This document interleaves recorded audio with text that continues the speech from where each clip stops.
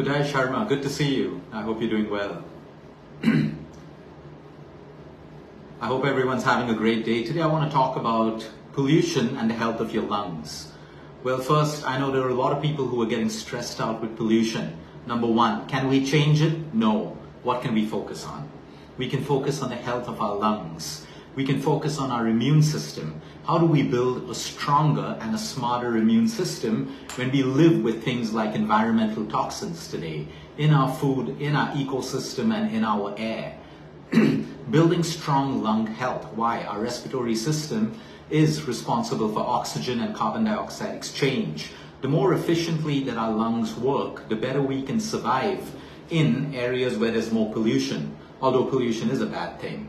We also need a strong liver, because the job of the liver is to also cleanse toxins from the human body and from the air that we breathe in. So if I have a clogged up liver and if I have poorly functioning lungs, I have a toxin buildup in the human body. So today we're going to talk about simple things. Number one, I know there's a lot of stuff on social media. Social media has this habit of putting individuals into a box. Eat this way, sleep this way, think this way, walk this way, walk this much. We're all bio individuals. We're all unique individuals. All of us are different. Some of our bodies are protein efficient. Some of our bodies are carb efficient. Some of our bodies are metabolically fit and we can have just regular good food. Some are metabolically unfit and we need specific diets and specific macronutrients to correct the problem. When it comes to the health of our lungs, today I want to talk about important ingredients that are scientifically proved to help you with the health of your lungs. Number one, turmeric. Number two, ginger. Number three, black pepper. Number four, raw, unprocessed honey. Number five, jaggery, pure chemical-free jaggery. Now, if you've been living in a box that social media and a lot of influencers have put you in, you'll immediately pounce on the words raw honey and you'll pounce on the words jaggery because you'll say, oh, it's a sugar, oh, it does this, oh, it does that. True, if you're metabolically unfit. But if you're metabolically fit, raw honey is medicine. Raw honey is a natural probiotic. Raw honey is a natural antibiotic. Not to replace the antibiotics that your doctor gives you. It's been used for several decades and decades across civilizations as a powerful medicine. When I say medicine, it doesn't mean you compare it to all of your pharmaceutical drugs. That's an unfair comparison. I'm talking about the natives in different countries and villages that still use honey and get better results than most people do otherwise. The point is raw, unprocessed, unheated honey. Even if you buy honey in the market and it's labeled organic, but it has the word raw or unprocessed missing, do not buy that honey. That is processed honey. It may be organic, but it's processed. And the other word that you'll pounce on is jaggery. You say, oh, it's a sugar, it's the same as sugar if you're a diabetic. Absolutely yes. It behaves like sugar in the body of a diabetic.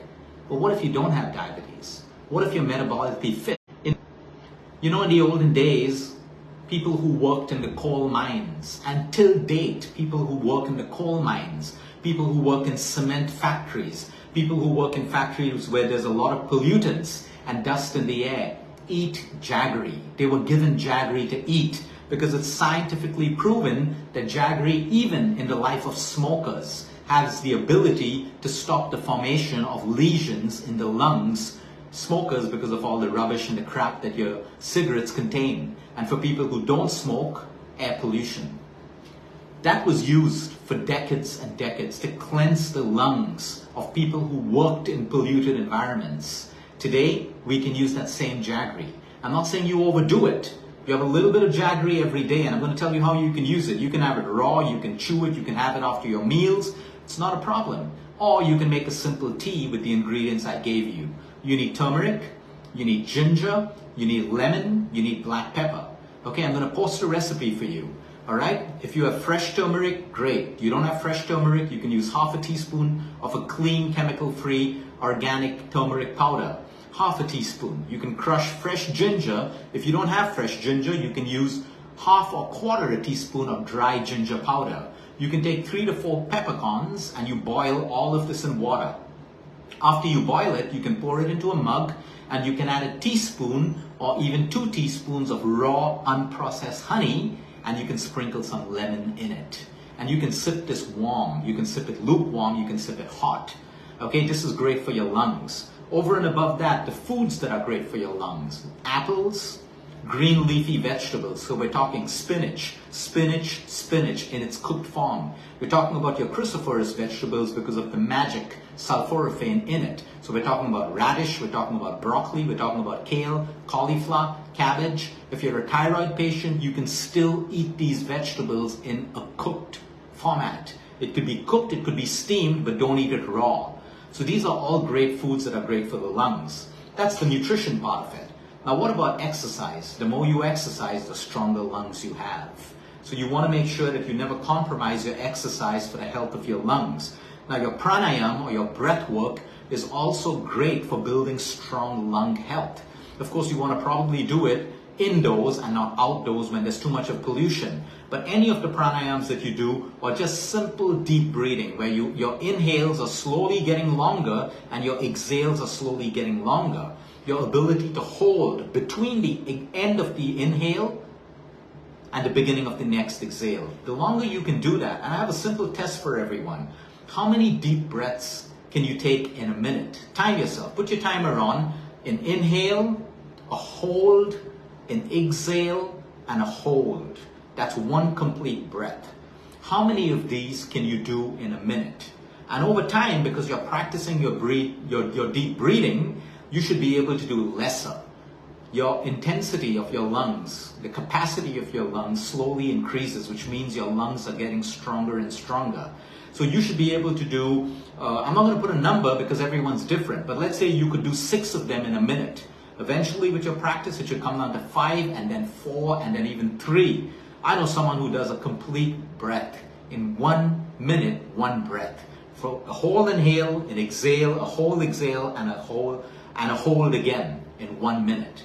So these are simple things that we can do to build our lungs. Now, of course, you want to reduce tremendously your consumption of ultra-processed food, your processed food, your white sugars, your white flour. Why? Because that creates inflammation. And inflammation isn't good for any part of your body, including your lungs. So these are simple things that you can do. There are so many people living in fear of raw honey, living in fear of jaggery.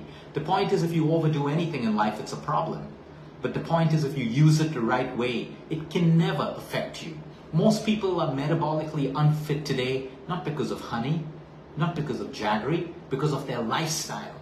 But then they like to blame it. You have all these communities that like to blame everything. They like to blame sugarcane juice, they like to blame jaggery, they like to blame all of these little things, which have tremendous health benefits when you're metabolically fit.